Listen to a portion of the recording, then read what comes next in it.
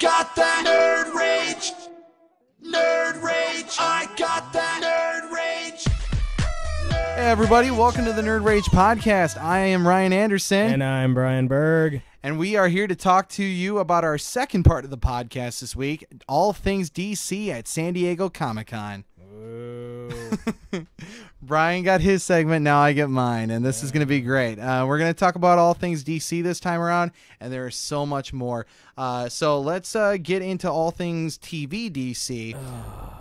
Jeez. This is going to be interesting. Bear with me, Brian. You got to get through some of this stuff. It's Okay. good stuff. I know. I'm just playing around. Yeah. Don't mind me. I'm just goofing off. He does, believe it or not, like some DC things. No, I do like a lot yeah. of DC. I just hate Superman. That's Yep. all. Okay, so let's start off with Gotham.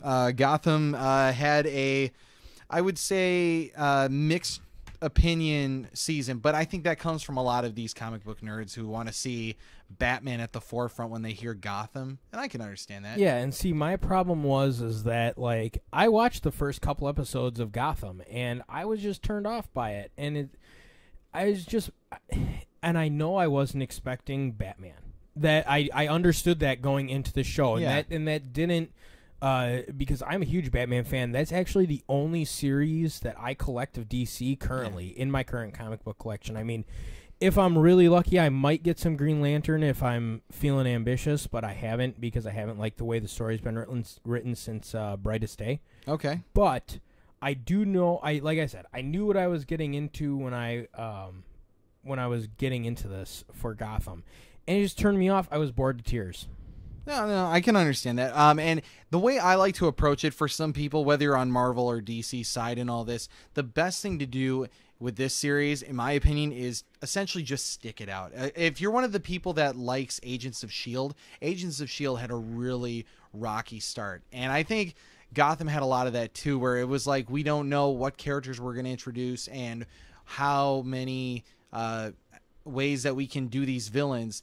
And they really got themselves on a rough patch in the beginning, but by the end of the season, you had some really interesting threads. There was a character played by Milo Ventimiglia from Heroes, who was Peter Petrelli. Yeah. And he played, it was a 3-part arc where he played a character called the Ogre. He was completely created for the show, but he was really encapsulating in that performance, and it was all about his story arc for those 3 episodes. I'm gonna have to go back and check that out because I really like Heroes, I really love Heroes. It's such a great story. And actually, as a little side note, because I am gonna interject before we get too far into Gotham, because this is gonna take up a little bit. Heroes Reborn, they announced. They showed like an exclusive extended trailer for San Diego Comic-Con, and I thought it was really awesome. So anybody who's out there, go check it up. Look it up, check it out, and just like I said, check it out because actually, when they released the Heroes comic books for a while, it was under the DC title. Oh, okay. So it was under the DC. It was under the whole DC umbrella. Go DC, yeah. That works. I like that little segue. Yeah. Mix it So in there. anyway, Okay. but yeah, Gotham. Gotham was just. We're going back to Gotham. They announced who's going to be playing the Joker. Not just who's playing the Joker. What was interesting in the show this season is that the big tease that they were doing with everyone was they're like, we're going to show you Joker, but we're going to do a lot of hints to his origin, because one of the things, and someone pointed this out to me months ago, that and I totally agree with it, is that the Joker is interesting because he doesn't really give you a concise tale of his origin. He always hits you with a different origin, and you never really know the truth of this character. Well, the guy's a psychopath. Exactly. What do you expect? Yeah, so he's not going to tell you the truth. He's a psycho. He's like a sociopath almost. Yeah, so like when people know like Two-Face or whatever, they're like, we know he, acid on the face and I'm Harvey scarred. Dent character. The whole yes. Harvey Dent Yes. thing. Yeah. So like when these characters have their origin, Joker is like the only one that really just keeps throwing people off. He'll give you one where he was like beaten as a child, and another one where he was, maybe in the mob and or the Red Hood gang. So in the series this year, you see a stand-up comedian who gets like booed off stage, and you think, oh, maybe that could be the guy. And as they go along, you see there's a whole episode about the Red Hood gang. Sure. And it gets really cool. And then there's one scene that has to deal with a carnival instance, there was like a murder, and it turns out it's this Jerome character's mother being murdered, and this Jerome who gets interrogated gets really in your head because you think that he's a sympathetic character, you care about his mother, and it turns out that he's 99% sure our Joker, because there's a certain point where he gets called out on his lies, and he just flips on a switch, and you can just see this guy. He's got the iconic laugh. He's everything that you could probably want in Joker. But anyway, go on to the news about it. The news about him, 4 days ago, he was spotted on set in a straitjacket, coming off of a bus with like a fire hose and looking like he had gotten in a scuff with somebody. If I'm not mistaken, there's been a cover of the Joker in a straitjacket? Straitjacket. Yeah. For some reason, the word literally just like it came out of my mouth, and like it didn't completely come out of my mouth, but it just kind of went away. And I was like, "Crap! What word was I trying to say?" I think there's a couple covers where he's like in a straitjacket, laughing like a maniac. That's so perfect, and that's why I love how TV has serialized this content that can be expanded into such broader territory than what it has been before. Because before it was like good guy fights bad guy, here's a little origin, and then boom, that's your thing. But now you can really expand the story out, so we can really see more about how Joker kind of becomes what we know, on top of some Bruce Wayne stuff, like he finds the Batcave at the end of the season. Sure. Do you know that there's going to be a ton of villains that are getting added, some of which are being Mr. Freeze? Sure, yep. There is going to be quite a few others. I think one was Clayface. No, I wish it was Clayface. Tigress is one. All right. I don't really consider her a Batman. Okay, whatever. Yeah, I don't know. Well, I mean, I guess. I think DC is kind of sharing for what fits in their world, so I can kind of understand that. But yeah. Here's my thing too, and I believe that it's just so convoluted sometimes with DC. Like they don't know what the hell they're doing sometimes, and I'm not trying to bash them. It's just like they have this thing on Fox, and then they have the whole thing with Warner Brothers that they do with Arrow and Flash and everything else that they're doing. But then they're doing these movies too, and it's like the stories don't match up. They have different characters. They have the same characters played by a bunch of different actors, and it's like, well, who's the Joker, or really who's the Riddler? Is it Jim Carrey, or I can understand that, because I think what you're and I can understand that completely, because I think what you want is like a definitive character that in that moment in time you want to say, this was my Joker of my generation. Because you got Jack Nicholson who played the Joker, then you had Heath Ledger, and then you have this You're talking about Jared Leto? Oh, okay. Yeah. No, you got Jared Leto in Suicide Squad. Right. Then you got this kid in Gotham. Cameron Monaghan. Cameron Monaghan. And so it's like, you don't know. Okay, you have in the past, 25 years, you've had 5 different people playing the Joker. Yeah. No, that's understandable. The way I look at it, and why I like the night and day difference from Marvel, is because it also gives this perspective that's like, I don't know how you'd put it, but it would be like, let's say you don't like DC's film properties, but there is something that appeals to you about their TV properties. You can appreciate the TV properties because it's its own separate world. So if that's your thing, go that route. But I got to give my hat to Marvel for a little bit here, because I personally like the idea of like a fully centric universe. Yeah, I was gonna say fully realized world where everyone's a part of it. It's almost like they're doing the Infinite Earths thing.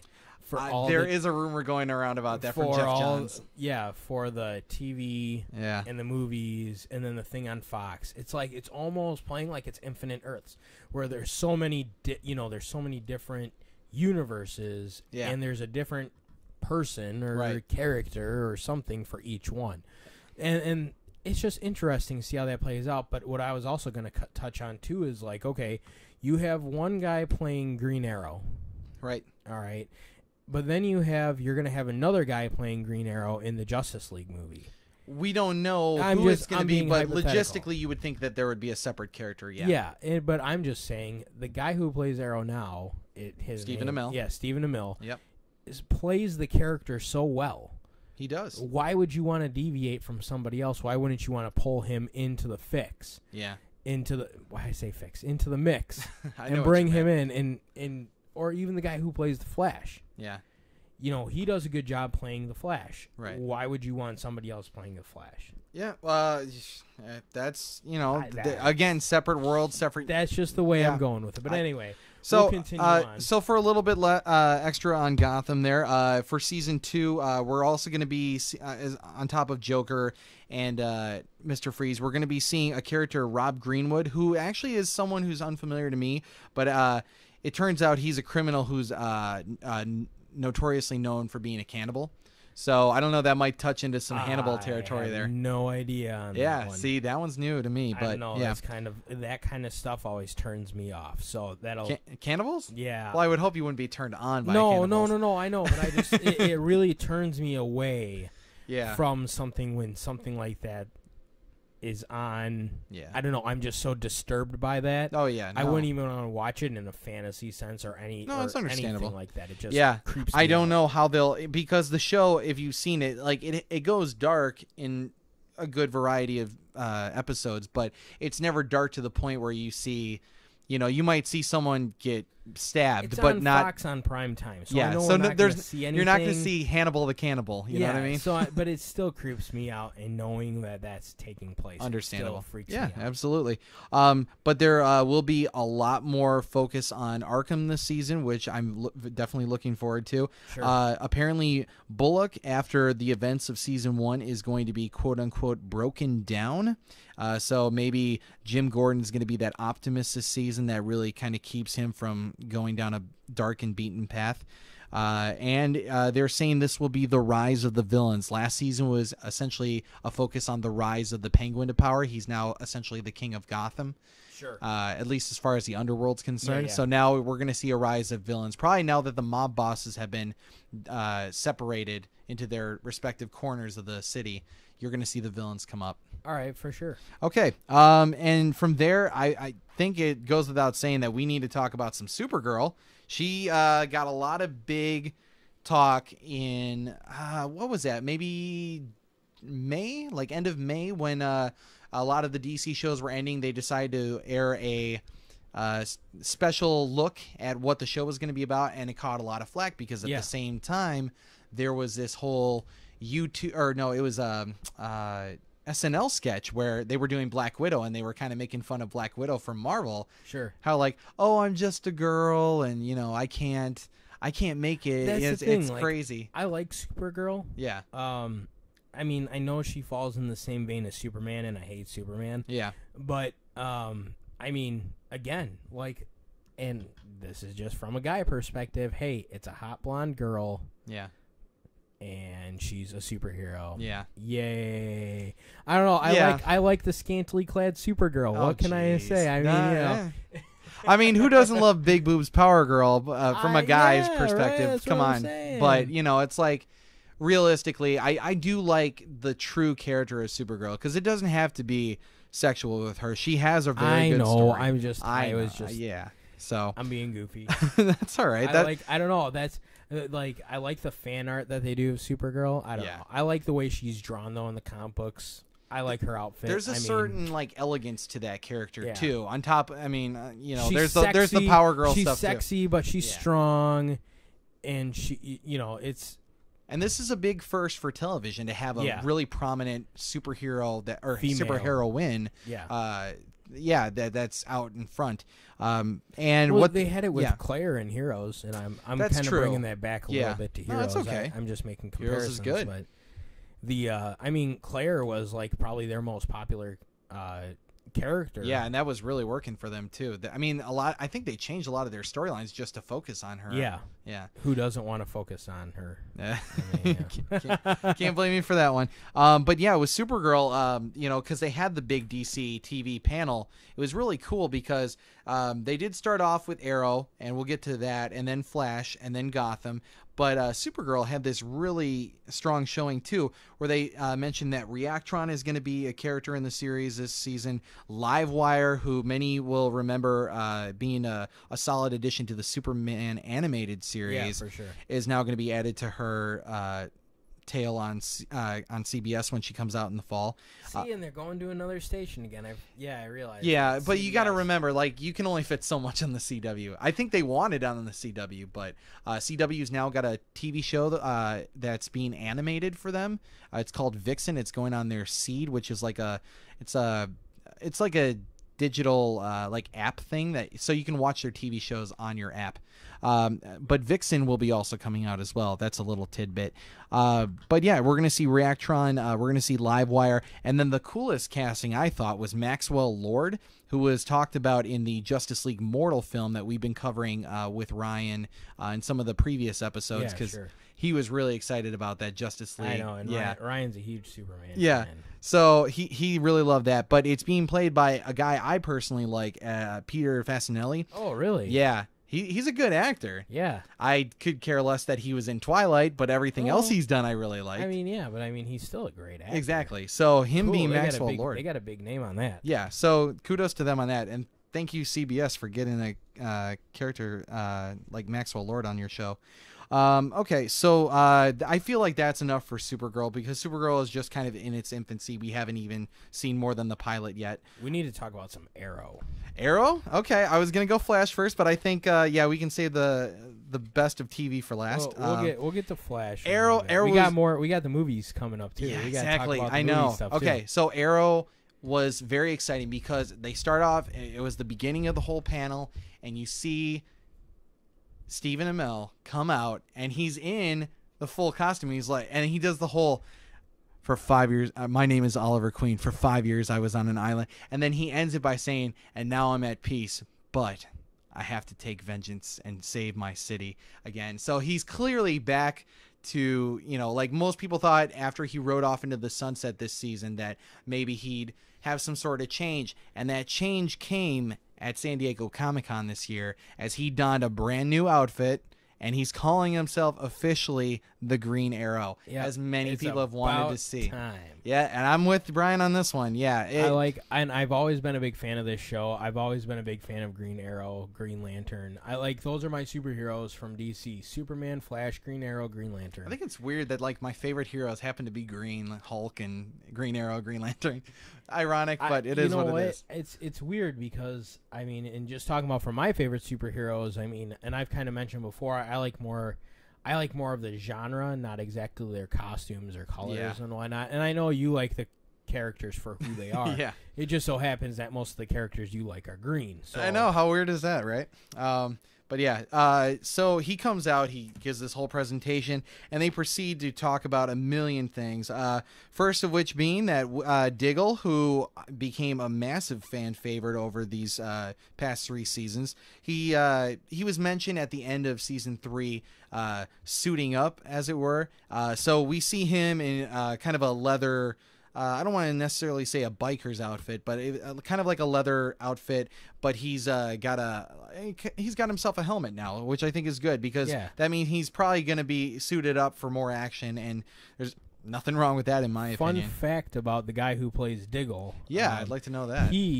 I actually first got introduced to him watching Dexter. Oh, he was on Dexter? Yeah, he was on Dexter. The more you know. And I really like Dexter, and I actually really like that character that he played on Dexter. He wasn't like a serial killer. He was actually dating Dexter's sister. Oh. But he was a CI. He was kind of a druggie, but he also He played a druggie. It's hard for me to see that. But he played music and whatnot. But then he got captured by this serial killer named the Skinner. And so he was a very interesting character, but I really liked the character that he played, like I said. So yeah, Dexter's a good show. I got introduced by my friend Troy Heinrich. Shout out to Troy. That's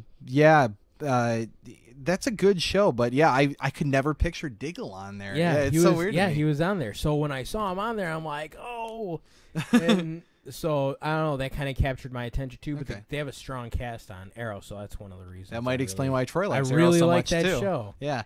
But here's some more of the details too. A character more associated with Batman, Anarchy, he's going to be added to the villains roster this season. Interesting choice. Yeah, right. Well, I think he works on that crime and corruption on a street level kind of thing. So with Arrow taking back his city again, I think he could really work in that dynamic.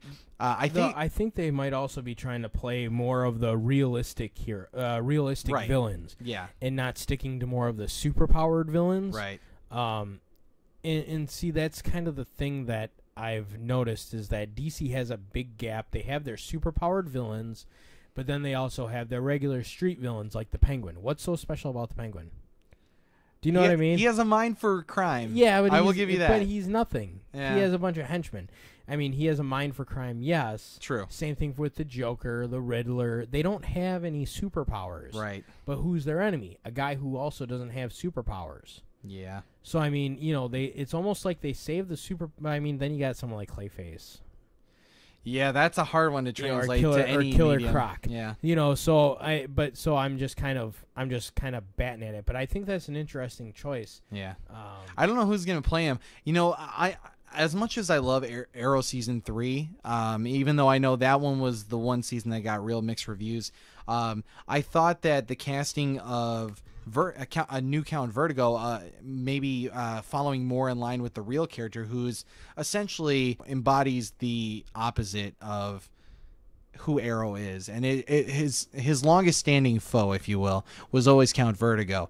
So when they casted such a more prominent actor in Peter Stormare, who's a great actor, he was so limited this season. I really thought that part of the big thread that got us to Ra's al Ghul was going to be some sort of combination with Peter Stormare's character and our Ra's al Ghul as of this season. But it never amounted to that. And I really feel like not using Peter Stormare in a full capacity is a missed opportunity. Yeah. Maybe he will reappear this season. So I'm hoping for that. You never know what'll happen. But yeah, so on top of that, we're getting a hero and one who's been really coming into popularity, including an introduction in the Justice League Gods and Monsters film that we've been talking about on the show. Mr. Terrific will be the new hero being introduced to. Interesting. Yeah, so very cool to see Not him. who I expected. I don't know. That's kind of... Gonna see some fair play going on. Yeah, I guess. Yeah, that's gonna. I got really excited about that. Yeah, so Arrow looks like it's got some fire back on it, and I think this might turn the show back around because it wasn't too. I don't know. I felt season 3 was just kind of not so hot. it was very much in the doldrums. There was a lot of depression when you start off by killing Sarah. That really just brings that sets the tone for that entire season. Yeah, it just kind of put it on a Debbie Downer. Yeah, right off the bat. It had its highs and it had its lows, but there was this consistent overhanging cloud that just made you feel like this is probably the most somber season we're gonna have. Yeah, and that's always a rough patch.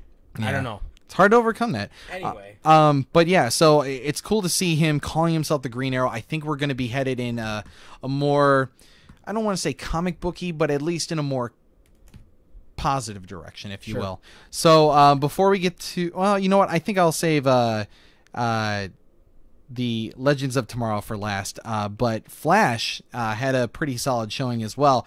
They're saying that this season we're going to have our big villain being Professor Zoom. Yeah, finally. Yeah. Well, they referenced him. Yeah. Well, the truth of the matter is he has there's a bunch of reverse Flashes, if you will. Yeah. And Professor Zoom is just essentially another of the line of these reverse Flashes. So we did have Eobard Thawne. But he is the main one that we know as Reverse Flash. So, I mean, I absolutely loved having Wells turn out to be Eobard Thawne in this season. That was a great storyline. It kept everybody guessing, and it kept it the #1 show on CW for that very reason, I would say. Special effects were good. It was just a fun show to watch. But on top of Zoom being the main villain, they're also introducing Wally West this season. I mean, how great is that? Interesting. Yeah. And as far as the San Diego Comic-Con show floor, they even showed the helm of Jay Garrick, who actually has already been cast, and he will be on the show. Ooh, nice. So, yeah, we know to expect Jay Garrick, and he will probably bring it. I feel like this season, because he goes into a little bit of spoilers here for anyone who hasn't seen it, but he's essentially about to go into another dimension or like a possible parallel universe because of the time rift that was created. Will it be on Fox or CBS? Yeah, I'm sorry, I had to next go there. season on Spike TV. Yeah, Right. that could be. Sorry, I'm yeah. just playing around. Yeah. But yeah, I thought it was really cool. You know, they're going to try a whole different perspective. People are speculating that we might see Caitlyn don the Killer Frost persona, as she was hinted at. And, you know, I really want to see the Flash family essentially come together. And that's what I think is the biggest bit of interesting news with Flash this season. So looking forward to another great season. They're saying we're going to get a lot more Gorilla Grodd. Oh, really? Yeah. So Well, all good things are set to come with Flash. I think Flash is going to have a nice, easy season where everyone's going to be loving whatever they throw our way. I'll try to watch it as much as I can. Fair enough. So then we land on Legends of Tomorrow. Now, unfortunately, we still don't know too much aside from what's been casted. You know, we have So what is this Legends of Tomorrow is basically the next CW show that's coming off of the Flash Arrow continuity, essentially. Okay. So what happens is we've already been introduced to Adam. Yeah. Adam got introduced in Arrow and got flushed over to Flash at a certain point, and they traded off with him for a while until he finally ended by shrinking and kind of flying off. All right. Which was fantastic. I love seeing the Atom shrink, especially because shrinking is kind of all the thing right now with Ant-Man coming out. So then what other characters are we going to have in this show? We are going to have Hawkgirl. We are going to All right. have Firestorm. Ooh, You're going to I have love Firestorm. Yeah. He's already been on Flash, but there's going to be a good deal of him in this show now. Sure. And you're going to have Flash and Arrow making a couple appearances on there. But what's really interesting is the non-heroic characters that are being introduced. Sarah Lance is returning from the dead. What? From the Lazarus Pits. Oh, my goodness. No, what's wrong with that? Anyway. She comes back as the White Canary from the comics. I know. The only problem I have with the White Canary part is the fact that it was, I believe, I believe it was an Asian character who played the White Canary. But I think for sake of the show, there's a lot of continuity that structures it, that makes it make sense. And you're also going to have two villains. First being Captain Cold, the other one being Heatwave from. Ooh. Yeah. So they're kind of hitting the elements on this one. For now. So when you see the trailer for it, the time traveler comes back. He's ironically played by one of the I think he's like one of the Doctor Who assistants on Doctor Who. Which one? I don't remember which Doctor Who, but like, anyways, he's a time traveler, and he comes back to bring them all into the future to take on these battles. As he says, you're in this time, you may or may not be heroes, but in my time, you're all legends because of what they do to save the future. Sure. So essentially, he takes this ragtag group and pulls them into this crazy event in time, which is overrun by. Who's the immortal from DC? Who, man, he's we talked about him before. Vandal Savage, that's the name. Vandal Savage is the. What? Yeah, no, that's okay. It must have been some the episode I wasn't on. No, he hasn't even been shown yet. Vandal. You said you talked about him. In I think I probably wasn't there. I think it was the one with just Sean, that Okay. second one. But yeah, we talked about how Vandal Savage will be on the show. He's the main antagonist who's running amok. He's got, I think that basically what this is going to boil down to is like your Avengers type TV series, if you will. You get this ragtag group, they come together, you fight 1,000,001 villains that are like minions that are coming after them with a main antagonist at the end, and it gives them a way to showcase all their powers while giving you a fun show. And it's only going to have, I think it's like a 12 episode run that airs in winter of next year. So we have to wait about 6 more months till we get it, unlike some of the other shows. All right. But the best news that came out of it, in my opinion, because I'm such a big fan of this guy, I've got all of his showcase, multi collections. But Hawkman is now being added to the show. All right. They can't. Yeah. Oh, I don't know. Don't are you get me really wrong, excited, or are you just saying that? No. Okay. I don't mind Hawkman. He's an interesting character in the comic books. Yeah. Yeah. Go ahead. No, Oh, I just okay. I kind of like Hawkman. I Yeah. mean, he's not like one of my favorites or anything like that, but I mean, Hawkman to me is an interesting character. He has an interesting story. So we'll see what they do for it, especially for the special effects part with the wings, because that's going to be awesome, and with Hawkgirl too. Yeah. I mean, that's going to be. I'm interested to see what they're going to do for the special effects. That's what I am more interested about when it You comes do to get to that. see them spread their wings, and they fly down from the top of a skyscraper in the trailer that they show. So if you want to get an idea of what it might look like, I mean, it could even improve after we actually get to this show itself, because we got 6 months. But from what they showed, it looked at least believable from a CGI standpoint. So I am more than satisfied with seeing anything Hawkman, Hawkgirl. But I will say the two things that were kind of bugging me, and the one more specifically than the other, is that how can you have Hawkgirl without Hawkman, without any... I was actually going to kind of bring that up. I'm like, what about Hawkman? Come on. So what we talked about before was that before they announced that there was going to be Hawkman, this is Kendra Saunders, and in the more modern take, she has been added as part of the continuity. She's just kind of, like how there's more than one Atom now. There's a Ryan Choi who had been the Atom at one point. So Yeah, sure. yeah, so this kind of thing happens. But to have a future Hawkgirl without having any reference to the past, let alone Hawkman, it just seemed kind of out of place. So I get the feeling it'll probably be like this mentoring thing where he'll probably be that old grizzled guy who, like, I don't want to put on the wings anymore, almost in like a a grizzled Han Solo kind of thing, or a grizzled Indiana Jones. Well, I mean, it'll be interesting to see. I mean, they could end up, it'll be someone from the future. I don't know. It's going to be interesting. Yeah, to see. Hawkman could be in the future too. We don't know. We don't know anything yet. Okay. So we're going to see Hawkman, and I think that's pretty good to wrap up on our whole... actually, one more thing with Flash, too. He finally has a white crest. They unveiled the new costume for him on the showroom floor, and some people were like, oh, well, I don't like that, it doesn't look like his comic book counterpart. So now... yes, he does have that white crest with the lightning bolt going through it. So I guess even DC fanboys like to complain. It's the little thing. Like, I heard people complaining about Spider-Man now having like this green outline on his spider on his chest now with the new run of comics, and it like lights up. I don't know where it comes from. It's in. I think it's part of the new all new, all different. Oh, okay, that could be. Anyway, this so is the DC show. It's not exactly. So some of the little things, but so let's go on to movies. Movies, boy, I love the movies. So we saw an extended. Yeah. We saw an extended trailer for Batman versus Superman. Yeah. That they actually released. It's not a bootleg. Good Lord, and that movie it looks amazing. I cannot wait till we see it next year. It's gonna be so good.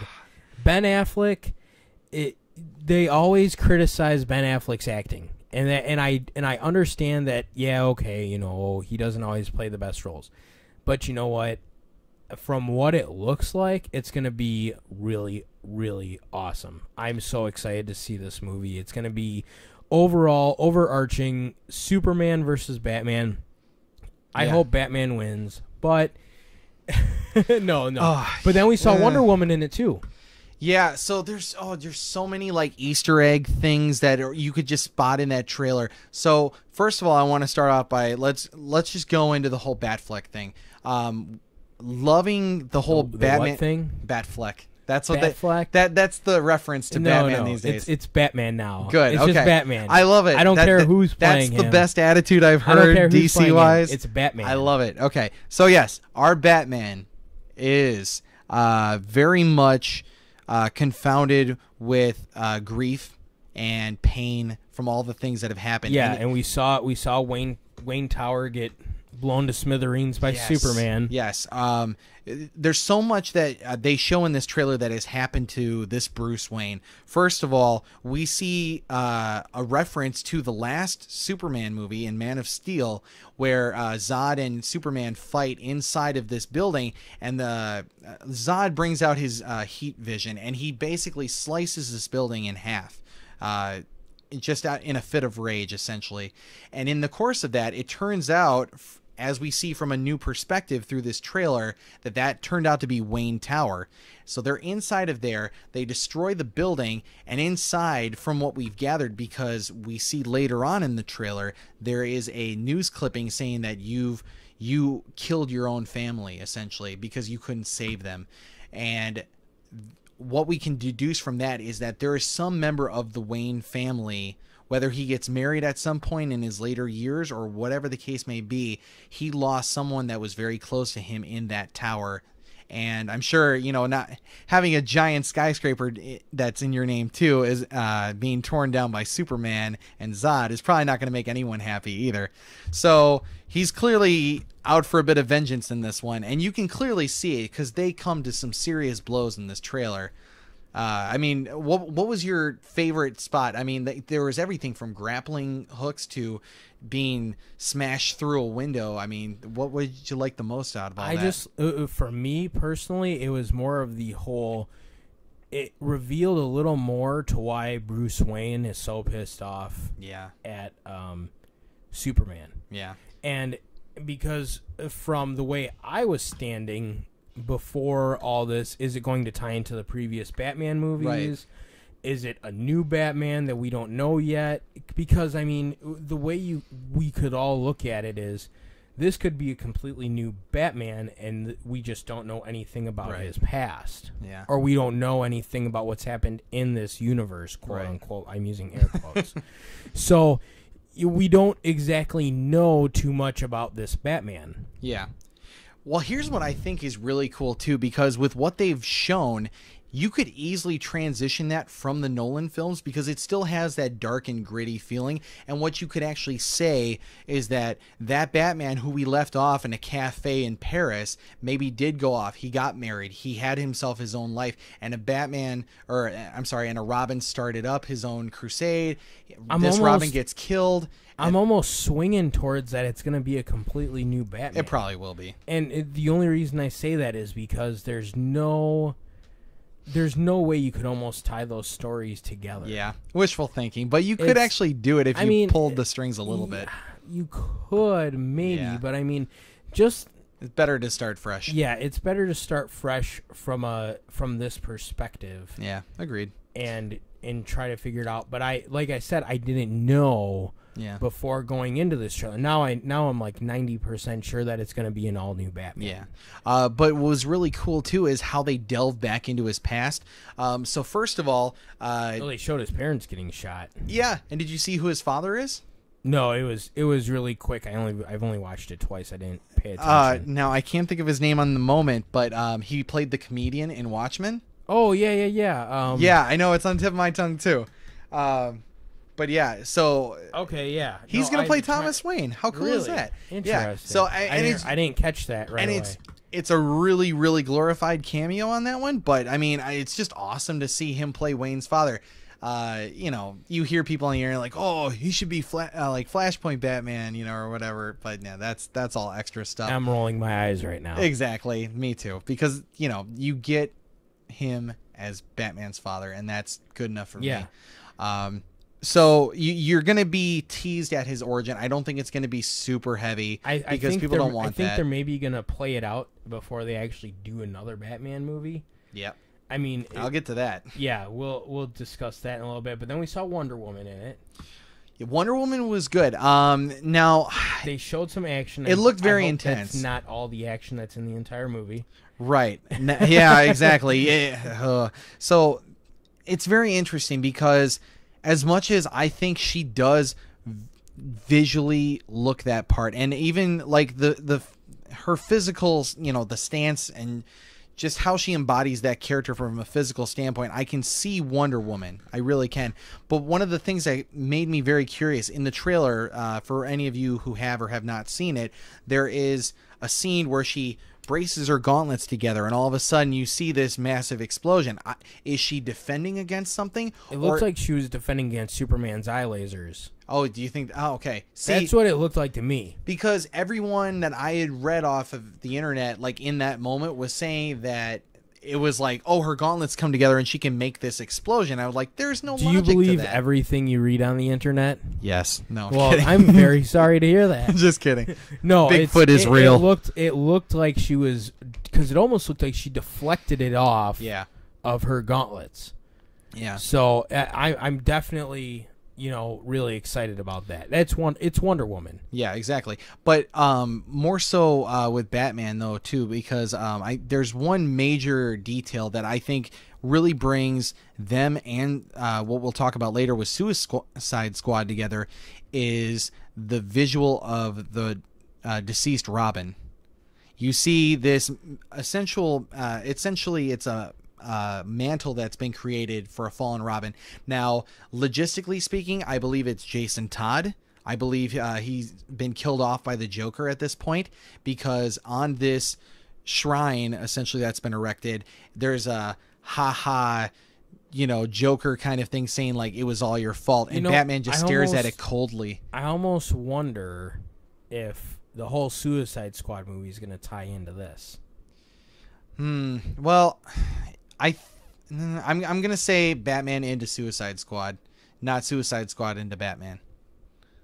Yeah, What? they're Batman It's the and same thing. No, I'm saying Batman into Suicide Squad. It's gonna, continuity wise, I think it's gonna go Batman, Superman, and then it's gonna lead into events that are gonna happen. No, I'm just saying the movies are. I have a feeling that the movies are going to tie together. Oh yeah, absolutely. They're intended to bleed into each other. Yeah.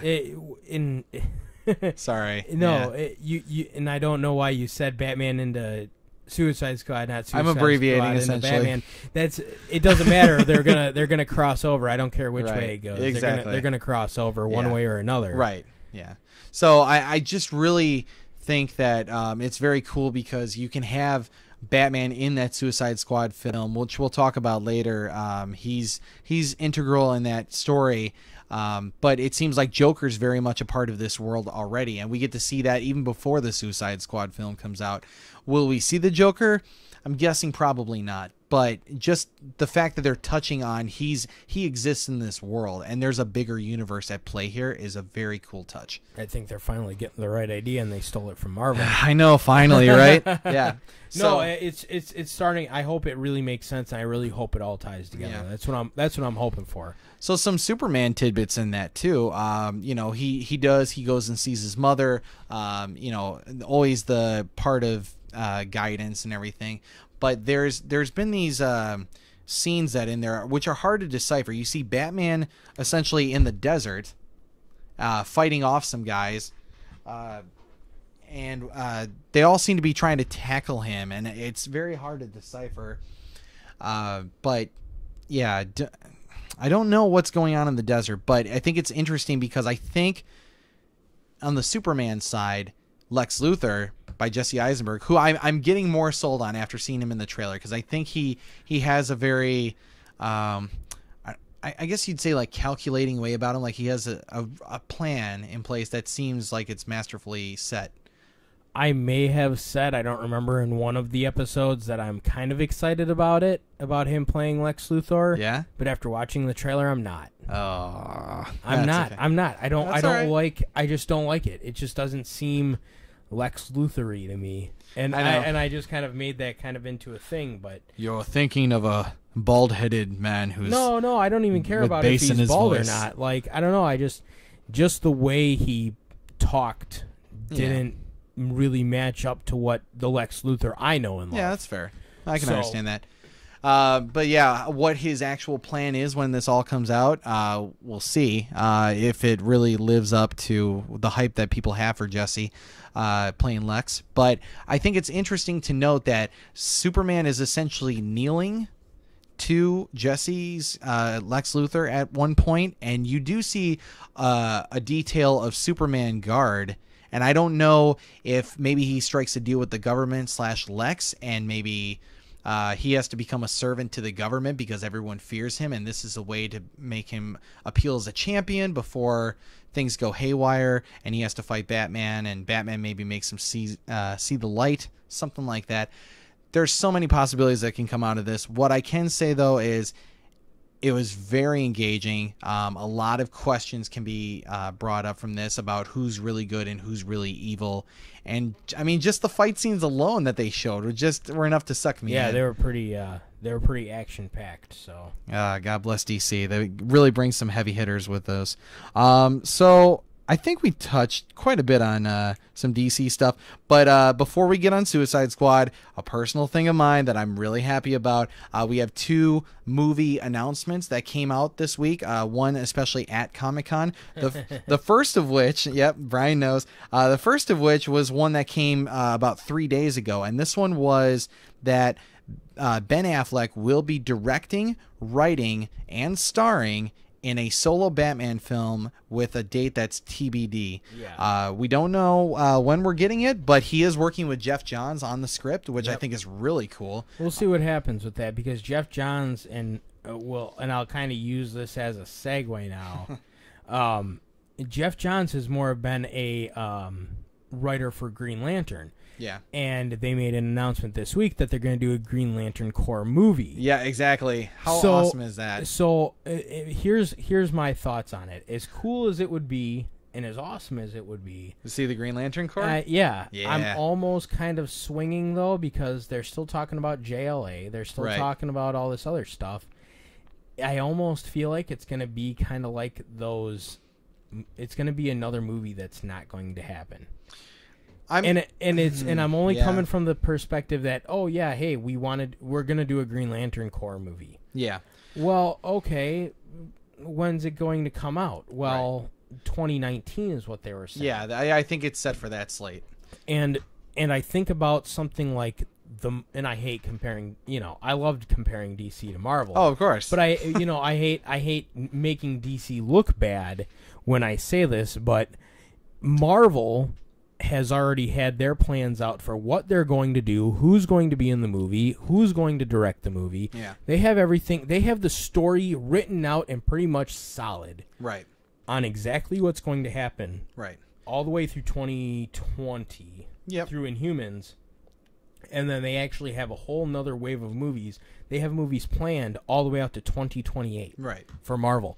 So when I look at DC and how, wishy-washy, we're going to do this movie, and now we're going to take it back, and now we're going to do this movie, they're kind of wishy-washy. So I don't have my hopes up too high that they're going to do this movie. I want it to happen. I really want it to happen. And here's what I've said from the beginning, is that basically, if you want to look at where DC's at right now, where we're at with this film is Iron Man. Batman versus Superman is Iron Man. The only way that this works is if Batman Superman works. Even if it's met with mediocre success, they're going to find a way to split Batman off into a movie that changes some of the dynamic that maybe they've got on paper right now. But as soon as they hit that first big blockbuster film, that's when they know, okay, here's the direction that we have. So yes, and I have to agree with Brian a little bit here, because there's a lot of this could happen rather than this will happen, which I got to give credit to Marvel too, because Marvel has this will happen. It's just a matter of time, essentially. Yeah. And something else you kind of have to think about too is that DC's trying to knock it out of the park. Yep. Whereas things like what Marvel did with Iron Man, Hulk, Iron Man 2, Captain America 1, Thor, those movies didn't knock it out of the park.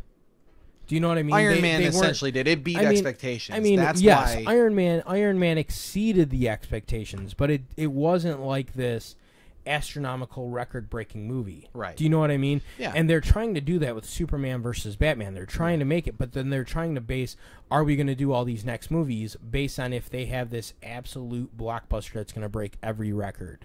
Yeah. Well, I wouldn't say that it's about necessarily breaking a record, No, and I can understand that. I'm taking it to the extreme. Right. But what they they're want, looking to knock it out of the park. They're looking for the home run instead of saying, hey, we had a successful movie, Right. let's move on with the next phase. They're saying we need an absolute blockbuster, Right. and before we move on to the next phase. Yeah, They're and- expecting The Dark Knight.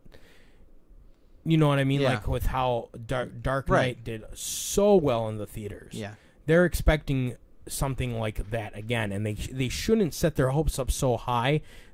But at the same time, too, they need to set a very solid plan in place, and stick with the plan. Yeah. No matter how difficult, or they might not knock every single movie out of the park. Yeah, and it is really hard. And the thing is that they're run by a company that isn't just DC like it is with Marvel. So I can understand that. But with their films, Warner Brothers has their own projections. So if they want things to go a certain way, they have to meet certain criteria. And some of it might be a little unrealistic, but it is what it is.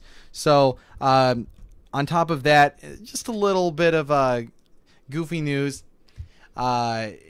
Anyone who's seen the Robot Chicken specials knows that they do DC ones, and they're very popular, actually. They've gone through 2 of them, and I think they're absolutely hilarious. The second one was just all about making fun of villains. Like there was Sinestro, there was some Lex Luthor stuff. I think they made fun of Brainiac. I mean, it was all basically just making fun of what you remember from like the Legion of Doom characters, and they did a good job with that. But now they're going into the 3rd one, and I mean, for a DC fan like me, that's just everything you could want as far as parodying all the tropes of the DC universe. And I love Robot Chicken. How can you not? How so can you good. not love Robot Chicken? It's hilarious. The Star Wars stuff, just their regular show. I mean, they always knock it out of the park. So go Robot Chicken for making a 3rd one of those. And I think we have to settle on the final bit of news as far as the film stuff. Now, we didn't get a full-blown trailer for this, but we got enough of what they call a sizzle reel to give us some insight as to what Suicide Squad is all about. So I'm very excited for Suicide Squad. It finally gave us a fully realized take on the Joker. And I think the last line of the film is him just standing over someone. We can't tell, but he's saying, "I don't want to kill you. I just want to beat you really, really bad." And the delivery, like if that came out of like Jai Courtney, who's also in that film, I guarantee you that execution would have been so corny that it would have sounded bad. But because I could tell, and I'm not even this big Joker fan, but I could just see that delivery, like it hit me, and I was just like, okay, this is a Joker that I can really like. Yeah, get behind. He's a very psychotic, but he almost, to me, the way he's It's like a psychotic rock star almost. But that's almost how he is in the comic book series. Yeah. He's hit. It almost seems like they're hitting the comic book series Joker, which is something they haven't done since Jack Nicholson. Yeah, and I'm agreed. not trying to knock, the performance by Heath Ledger. Yeah. But I mean, it wasn't the same as the Joker we know or we have known for the past 50-something, 60 years. Yeah. It's not the same. So it's interesting to see this new, to see Jared Leto play Joker. I really liked it. Yeah. I mean, it's just, there were so many cool things in this sizzle that they gave. So it starts off, and we get to see Amanda Waller and what we assume are some maybe president's officials or of some sort, maybe some wartime chiefs. But basically, they're sitting around this table in this diner setting, and they're having like this powwow session about what do we do, how do we go forward. We don't necessarily know with what. Maybe it's just to take down the Joker in general, but Amanda Waller has assembled these two to talk about this idea she has, and I'm sure it's going to be the development of the Argus program and ultimately the Suicide Squad, because what she wants to do, as mentioned in the sizzle trailer, is combine all these hardened criminals into the perfect squad that can take down this sadistic character in the Joker. So we're gonna have Captain Cold. We're gonna have Harley Quinn, and I gotta say, Harley was really cool. Did you get to see the? Yeah, trailer? I saw. Yeah, it. Yeah, she looks really awesome. I'm You're not really, gonna say anything sexy like in no, the last of course one. she's sexy. I mean, like it's Harley Quinn. How could you not expect sexy? Come Yeah. on. No, it's just she's. I think it's gonna be really cool. But I'm more interested to see how you almost feel like okay, Harley Quinn. I mean, she's the Joker's companion. Joke here. I think you said that before. Too. I don't know why, but That's she's okay. the Joker's companion, and you almost have that foreshadowing that she's gonna Right. turn and she's gonna end up with Joker. But like I said, it's going to be if this is really what they're gonna do and make it an overarching universe Yeah. for the movies, then it's going to be interesting to see how this is all going to play in, because Joker's not going to die then. Yeah. Oh no. He might be captured, but we'll see what happens. Yeah. I was so just focused on this twistedness of Harley because, like, we know that she's crazy. Like, no one's denying that. Anyone who knows that character knows that she's a little whacked out. But, like, you see her in this cage and she's upside down in the splits and she's, like, wrapped up in this cloth, and it's really creepy and bizarre. I mean, you get to see Enchantress, and she's got a very mysterious visage about her as well. And it's just very interesting how they've made these characters come to life. Correction before, I believe I said Captain Cold. I meant Captain Boomerang, by the way. I just ignored it and rolled with it because you were on a roll. I didn't want to interrupt you. Yeah, once I go, I can't stop sometimes. But yeah, I mean, it's cool to see Will Smith. Like, he was really kind of the hype man when the whole cast came out on stage too. And you know what? As much as I like Jared Leto, that is your hype man right there, seriously. Because when he came out, he was like, he might as well have just spoken for the whole team. Like, David Ayer was cool, he said his thing, but Will Smith, there's just something that energy that he has. Like, he's supposed to be this hardened criminal, but he comes out there and he's like, "Yo, what's up, everybody?" And like, he just gets everybody psyched up. And I want to see how he does in this film, because they only show him briefly, but he's got the white mask on that we talked about before, but he rappels down the side of this building, and it looks like it's, everything that you would possibly expect from a Suicide Squad film. But yeah, I think, and then Killer Croc looks sick too. Yeah. And I'm really excited about Killer Croc because he's one of those villains that are a little more obscure that you don't always put into the Batman movies, the Batman continuity in general. You don't always think of him as like one of the main Batman villains, but even just from watching the animated series and from reading the comic books, Killer Croc is a badass. Yeah. And it's interesting to see him in the Suicide Squad. So, and that's why I keep saying I think this is all pointing back towards a Batman movie. Yeah, I mean, whether we actually see him in there or not is another thing. But I think what's so great about this film as a whole, aside from seeing Joker and Harley, because I mean everyone wants that, it seems like, but it's the fact that you can see all these, and we've touched on it in the last episode too, all of these powers and these fantastic elements on display, which helps really loosen up this hardened and grizzled kind of world that it seems like everything has to be quote unquote realistic, and it's really starting to make this feel more like a comic book world rather than the Dark Knight where everything has to be like this practical bit of weaponry. Well, if you think of comic books from a realistic standpoint, I mean, no, I'm serious. Yeah, I believe it's a fantasy world. Yeah. So I mean, even trying to put yourself into the comic book world, where that these things can happen, I think that this is going to be a step in the right direction because it's not a realistic world. Exactly. And it's and that's something that it needs to look realistic as if it could be in our world. Yeah, exactly. That's what I think. That's where I think that the movies should start their line at. Right. Where saying, hey, we're starting here. For example, Iron Man. Yeah. you know, and I know this is the DC. I It's know okay. This is the DC Get it pod, off your but chest. It's all good. They started from a realistic standpoint. Hey, this guy built a suit of armor, Right. and then they introduced more characters, Thor and Captain America, Hulk. Yeah, You exactly. know, and brought these characters into the fold. Yeah. So I think, you know, they've already kind of set the line, like with Superman. Yeah. That, you know, this would never happen in real life. Yeah. As soon as you see eye lasers, I think Yeah. you pretty much established. And it's- then what they do is then they have to push it forward. And although, you know, like I said, it needs to look realistic, we have to realize it's not realistic. And I think that's a problem that people have had. Some of these big directors where they make it realistic. Would this happen in real life? Yeah.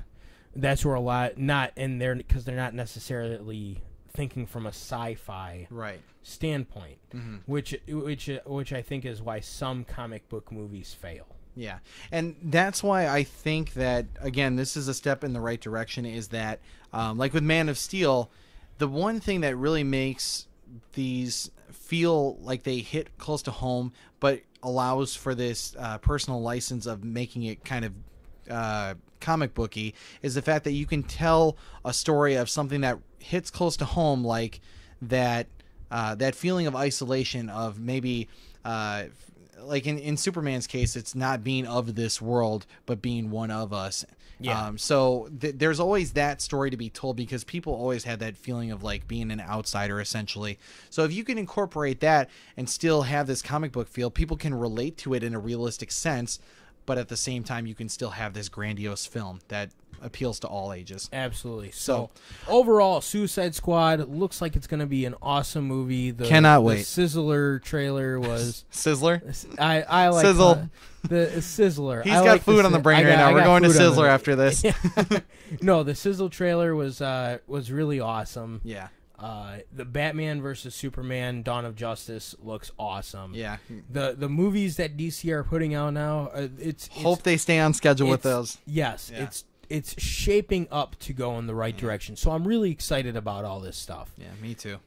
But yeah, again, and with the TV stuff too, you know, it seems like DC is finally, and Brian will be happy to hear me say this, finally putting themselves in a nice big world. Now, I would like to see them come together, but I understand them being apart. But what they have is some stuff that's very successful, and it seems like it's going to work for them. Only time will tell. But I think by this time next year, we're going to have a really strong showing from DC that people are finally going to be happy with. Yep. So I think this is a nice place to kind of sign off here. But before we go, just wanted to let you guys know you can always find us on Twitter and our email. Find us at Twitter on Nerd Rage Pod.